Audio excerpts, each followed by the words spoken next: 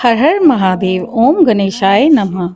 नमस्कार श्रोताओं, स्वागत है आपका आपके अपने चैनल दिशा स्पिरिचुअल पर। आज आप सभी सुन रहे हैं संकष्टी चतुर्थी के पावन अवसर पर भगवान गणेश जी की अद्भुत और दिव्य कथा, जो केवल भगवान गणेश की बुद्धिमत्ता ही नहीं बल्कि माता पिता के महत्व को भी दर्शाती है।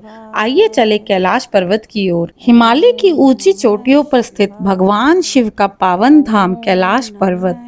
उस दिन का यह दृश्य बहुत ही सुंदर था, जब भगवान शिव अपने सिंहासन पर विराजमान माता पार्वती के साथ बैठे हुए थे और दोनों तरफ कार्तिकेय और गणेश विराजमान थे। तभी आकाश से कई देवता उतरते दिखाई दिए।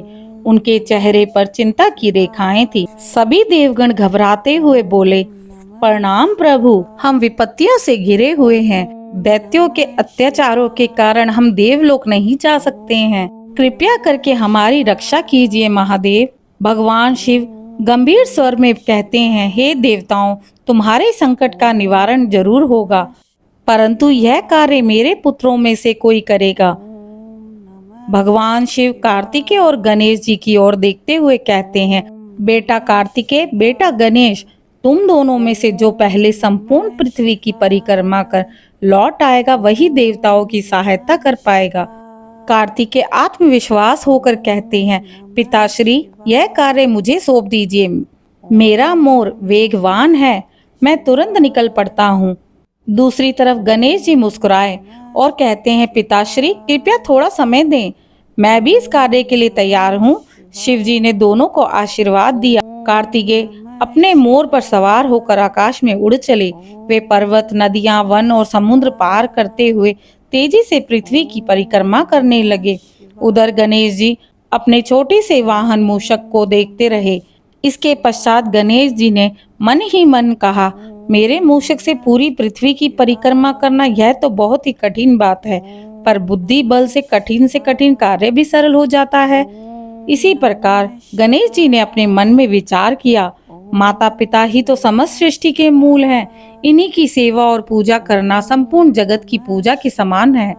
वे उठे और माता पार्वती तथा भगवान शिव के चारों ओर श्रद्धा से प्रदक्षिणा करने लगे। हर चक्कर के साथ उन्होंने नम्रता से प्रणाम किया। गणेश जी बोले, माता पिता, आप ही मेरे लिए सृष्टि हैं। आपकी परिक्रमा करना ही संपूर्ण ब्रह्मांड की परिक्रमा करना है। माता पिता के चेहरे पर प्रसन्नता थी और शिव जी की आंखों में स्नेह। लंबी यात्रा के बाद कार्तिकेय लौट आए। वे थके हुए थे, लेकिन चेहरे पर गर्व था।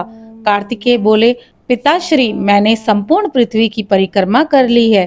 अब बताइए, देवताओं की सहायता का कार्य कौन करेगा? तभी उन्होंने देखा गणेश जी उनसे पहले ही अपने स्थान पर बैठे हुए हैं और शांत और प्रसन्न दिख रहे हैं। कार्तिकेय ने आश्चर्यजनक होकर पूछा, भाई गणेश, आप तो यहाँ से हिले भी नहीं, फिर आप कैसे पहले आ गए?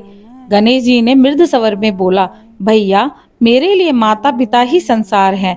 इसी प्रकार इनके चारों ओर 3 प्रदक्षिणाएं करने से मैंने संपूर्ण जगत की परिक्रमा कर ली है। भगवान शिव यह वार्तालाप सुन मुस्कुराए और माता पार्वती ने गणेश जी को आशीर्वाद दिया।